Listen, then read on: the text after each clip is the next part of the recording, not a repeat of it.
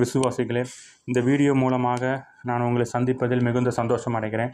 இப்பொழுதும் நீங்கள் அந்த ஜான் ஜெபராஜோடைய வீடியோவை நீங்கள் பார்த்துருப்பீர்கள். கிட்டத்தட்ட சினிமா பாடல் எப்படியோ ஒரு சினிமா பாடலை காப்பி அடித்து அப்படியே ஒரு ஆல்பம் வெளியிட்டிருக்கிறார். இது எவ்வளவு இவர் அந்த ஆல்பத்தை சினிமாவில் வெளியிட்டிருந்திருக்கலாம். ஆனால் கிறிஸ்துவினுடைய பெயரை பயன்படுத்தி, பைபிளை பயன்படுத்தி சர்ச்சுக்குள்ளேருந்து இப்படிப்பட்ட காரியங்களை செயல்படுவது கிறிஸ்துவுக்கு விரோதமான காரியத்தை ஜான் ஜெபராஜ் பண்ணி கொண்டிருக்கிறார். துணிகரமான காரியங்களை ஜான் ஜெபராஜ் பண்ணி கொண்டிருக்கிறார். அதாவது அவர் ஜான் ஜெபராஜிற்கும் நான் என்ன எச்சரிக்கிறேன் என்றால், கடவுளுடைய சர்ச்சுக்குள் இருந்து தயவு கூர்ந்து விளையாடாதிரு. ஏனென்றால் சீக்கிரத்தில் மனம் திரும்பிவிடு. உங்களுடைய நன்மைக்காக தான் இந்த வீடியோவை நான் பதிவிடுகிறேன். உங்கள் ஆத்மாவை காப்பாற்றிக் கொள்வதற்கு தயவு கூர்ந்து இப்படிப்பட்ட செயல்களை பண்ணுவதை நிப்பாட்டி விடுங்கள். ஏனென்றால் நமக்கு வேத வசனம் கூறுகிறது, விசுவாசிகளை நீங்கள் புரிந்து கொள்ளுங்கள். இவர்கள் எல்லாரும் மியூசிக் போட்டு அப்படி ஆடினோன்னு நீ கடவுளை மகிமைப்படுத்துகிறாங்கிறத நீங்கள் நினைத்து விடக்கூடாது என்பதற்காக தான் இந்த பதிவு. ஏனென்றால் வேத வசனம் எசேக்கியேல் 28:13 கூறுகிறது, நீ தேவனுடைய தோட்டமாகிய ஏதேனில் இருந்தவன், பத்மராகம், புஷ்பராகம், வைரம், படிக பச்சை, கோமேதேகம், எஸ்பி, இந்திரநிலம், மரகதம், மாணிக்கம் முதலான எல்லாவித ரத்தினங்களும் பொன்னும் உன்னை மூடிக்கொண்டிருக்கிறது. நீ உருவாக்கப்பட்ட நாளில் உன்னுடைய மேலவாத்தியங்களும் உன்னுடைய நாதசுரங்களும் உன்னிடத்தில் ஆயத்தப்பட்டிருந்தது.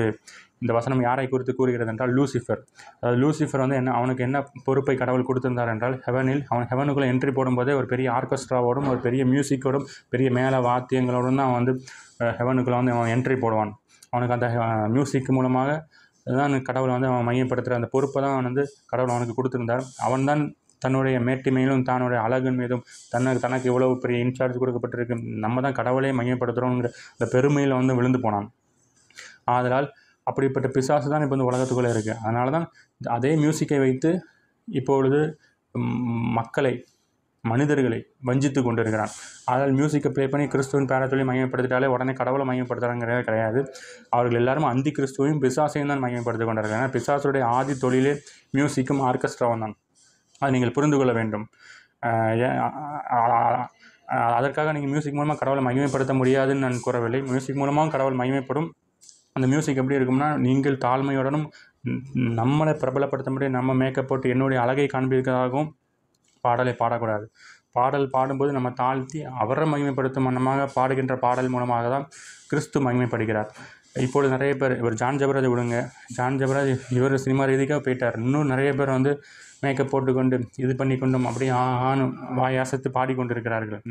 அவர்கள் எல்லாருமே ஒவ்வொருத்தரும் புது புது ஆல்பமாக போட்டுக்கொண்டிருக்கிறார்கள். நீங்கள் இப்போ நிறைய பார்த்துருப்பீங்க யூடியூப்பில். அப்படி பெரிய மேக்கப் போட்டுக்கிட்டு பெரிய டான்ஸ் வச்சுட்டு கிட்டாரை வச்சுட்டு தாடியை வச்சுக்கிட்டு அப்படி டான்ஸ் ஆடி போட்டுக்கொண்டிருக்கிறார்கள். நிறைய ஆல்பம்ஸாக வெளியிடுறாங்க. இதன் நிமித்தமாக இவங்கெல்லாம் அந்த ஆல்பம் எதுக்கு வெளியிடுறாங்கன்னா, கடவுளர் நாமத்தை மகிமைப்படுத்துறதுக்காக வெளியிடுறாங்க? கண்டிப்பாக கிடையாது. அவர்களுடைய நாமத்தை மகிமைப்படுத்துறதுக்கும், அவர்களுடைய அழகை காண்பிக்கிறதும், அவர்கள் மேக்கப்பை காண்பிக்கிறதும், அவருடைய திறமையை காண்பிக்கிறது தான் அந்த பாடலை ஆல்பமாக வெளியிடுகிறார்கள் தவிர இதன் மூலம் கடவுளை நாமத்தை மகிமைப்படுத்துறதுக்கெல்லாம் வெளியிடலை. இது அவங்க பண்ணுங்கிற அப்படி தங்கள் சுய மகிமையை அவர்கள் நாடிவிட்டாலே அங்கே கடவுள் நாமம் மகிமைப்படாது.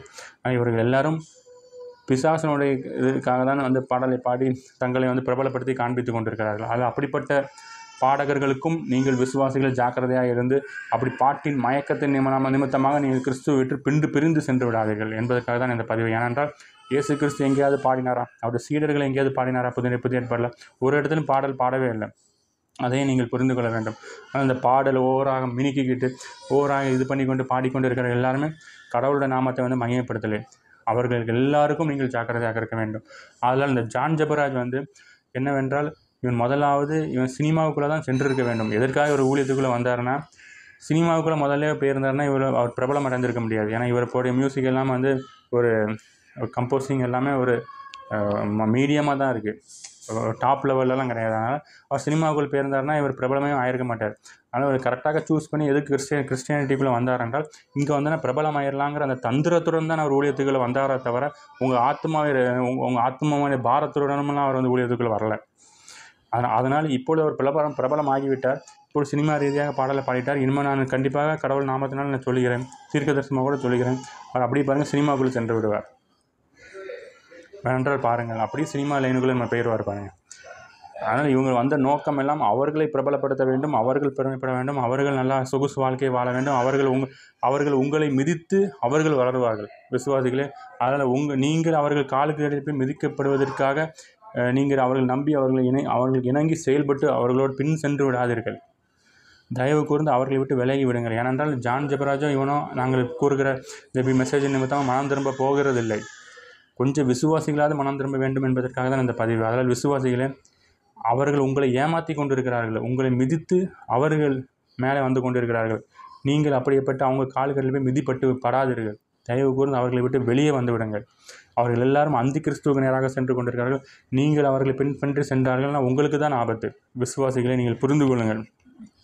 இவர்கள் எல்லாரும் எதற்காக வருகிறார்கள் என்றால் அவர்களுடைய மகிமைக்காக தான் வருகிறார்களே தவிர கடவுளை நாமத்தை மகிமைப்படுத்தணும் என்பதற்காக வரவில்லை. இப்பொழுது உங்களுக்கு ஹாரிஸ் ஜெயராஜ் இருந்திருக்கும். அவரும் ஒரு கிறிஸ்தவர் தான்.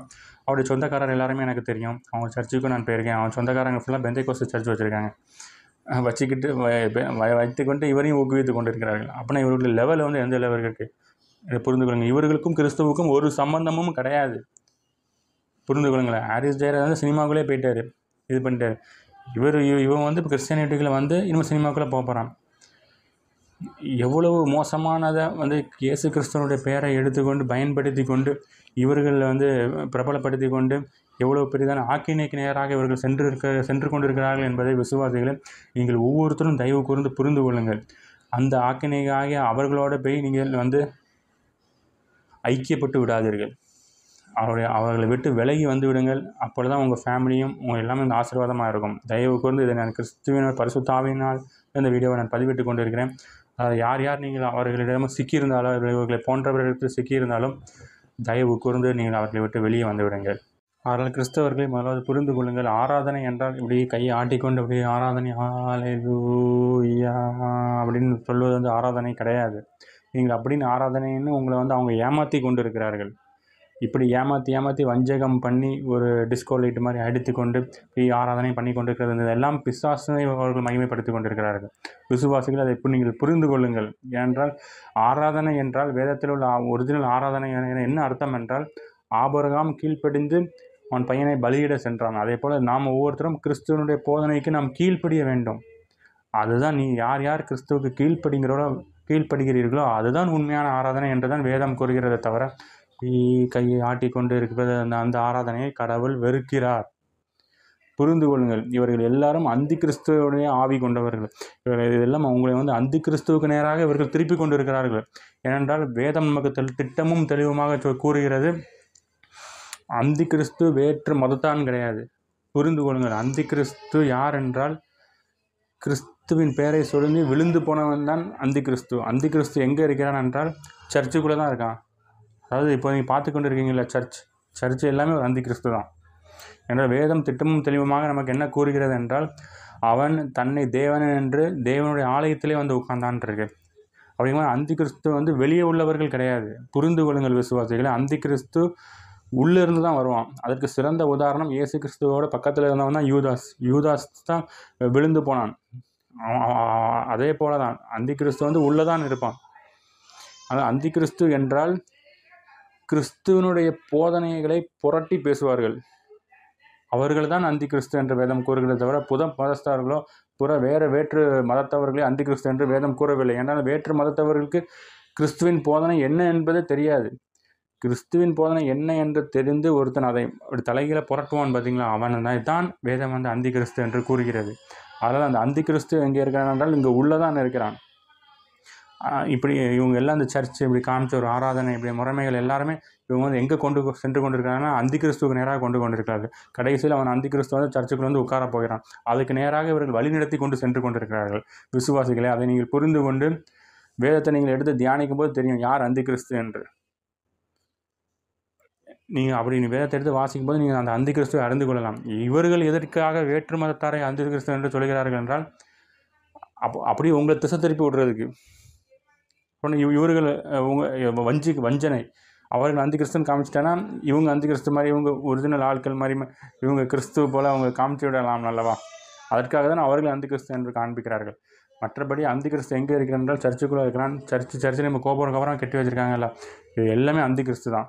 எதற்காக அவர் கட்டி வச்சிருக்காருன்னா அந்தி கிறிஸ்து வந்து உட்கார போகிறான். ஏனால் இயேசு கிறிஸ்து திட்டமும் தெளிவாக சொல்லிட்டார், உங்கள் சரீரமே தேவனுடைய ஆலயமாக இருக்கிறது என்று கூறிவிட்டார். இந்த கட்டிடத்தை நான் இடித்து போட்டுருவேன், என் மூலமாக நான் இதை கொண்டு வருவேன்னு சொல்கிறார்.